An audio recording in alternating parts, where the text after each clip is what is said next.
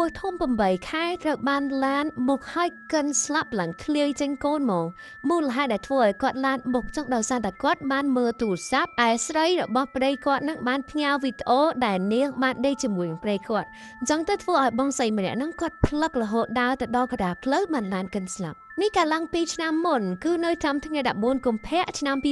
2022គឺមានគូសង្សារមួយគូដែលគាត់បានដឹកគ្នាទៅទិញផ្កាមួយកន្លែងនៅតាមផ្លូវអញ្ចឹងណានៅពេលហ្នឹងពួកគាត់ក៏បានចតម៉ូតូនៅគៀនផ្លូវមួយហើយខាងប្រុសហ្នឹងគេក៏បានចូលទៅទិញផ្កាទិញអីទៅហើយខាងស្រីហ្នឹងពេលហ្នឹងក៏បានអង្គុយលើម៉ូតូហើយស្រាប់តែកលែកខនតែពស់ធំនៅតែនៅខ្មោចខ្មោចស្រីពស់ធំបានឈរមើលមកគាត់អញ្ចឹងគួរឲ្យខ្លាចខ្លាំងមែនតើមិនធំតែប៉ុណ្ណឹងហើយគាត់បានឃើញសាកសពនារីម្នាក់ហ្នឹងនៅគៀននឹងទៀតហើយបែបថាឡានមួយធំមកគាត់ឡើងធ្លាយកូនចេញមកហ្មងយូរទៅពីអនុផងខ្លាំងមែនតើនេះគឺជាបលំដែលបានលងបន្លាយគាត់អញ្ចឹងណាគាត់តែគាត់បានឃើញប៉ុណ្ណឹងលេងក៏បានសេកឡូឡាពេញផ្លូវមកនៅតែគ្នាឡើងសងសាគាត់ហ្នឹងស្មានតែចៅបានចាក់កាបូបគាត់តែនៅខេត្តហ្នឹងសបូចៅអញ្ចឹងណាហើយផ្លូវដែលគាត់ជប់ម៉ូតូនេះយ៉ាងផ្លូវខ្នល់ដែរខ្លាចមានចៅចាក់កាបូបសងសាអីចឹងទៅ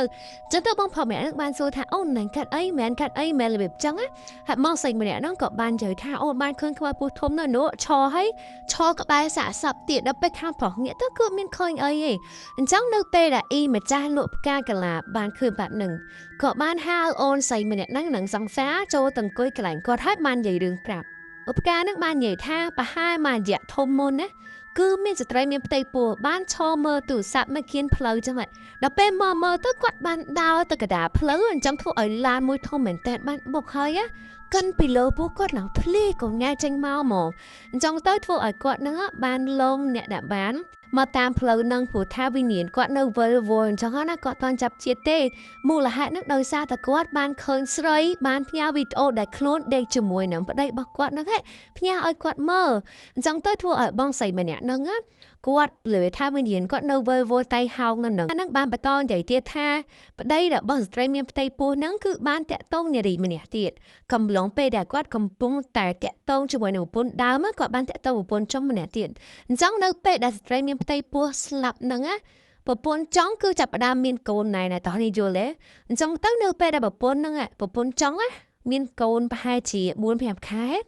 លេងក្រចរាចរស្លាប់ដោយប្រពន្ធដើមចឹងគឺឡានបុកមួយចំហឹងហ្មងហើយទៅធ្វើឲ្យពូដែលយកប្រពន្ធពីរហ្នឹងគាត់កាបិបដិសេរីចង់ឈួតណាតគ្នារបៀបថាណាគេក៏និយាយដែរថាហើយយកប្រពន្ធចង់អញ្ចឹងទៅបានប្រពន្ធដើមហ្នឹងប្រឡងធ្វើឲ្យប្រពន្ធចង់ឯងស្លាប់ដូចគេដែរគឺគេធ្វើឲ្យប្រពន្ធចង់ឯងហ្នឹងស្លាប់ដោយសារឡានបុកដូចគ្នានិយាយទៅវាជារឿងមួយដែលគួរឲ្យខ្លាចខ្លាំងមែនតើអញ្ចឹងគ្រាន់តែអូនស្រីនឹងដឹងទៅនឹងគឺគាត់ឡោះភូសបួលគ្នាតែម្ដងដោយសារតែគាត់បានឃើញវិញ្ញាណមនុស្សស្រីពោះធំផលក្បែរសាកសពទៀតនិយាយទៅវាជារឿងមួយដែលរឿងប៉ិតណាស់តែគ្នាកាត់ឡើងទៅលើអូនស្រីម្នាក់ហ្នឹងហើយរឿងហ្នឹងគាត់នៅតែចង់ចាំរហូតដល់សប្តាហ៍ថ្ងៃហ្នឹងទោះបីជាវារឿងហ្នឹង2ឆ្នាំកន្លងផុតទៅក៏ដោយតែគ្នានេះគឺជាសាច់រឿងមួយដែលខ្ញុំបានមកពីអូនស្រីម្នាក់ហ្នឹងណាសង្ឃឹមថាអ្នកតែគ្នានឹងចូលចិត្តជាមួយនឹងវីដេអូហ្នឹងកុំភ្លេចអបបេដងខ្ញុំច្រើនៗណាដើម្បីជាកម្លាំងចិត្តក្នុងការនិយាយបន្តទៀតបាយបាយ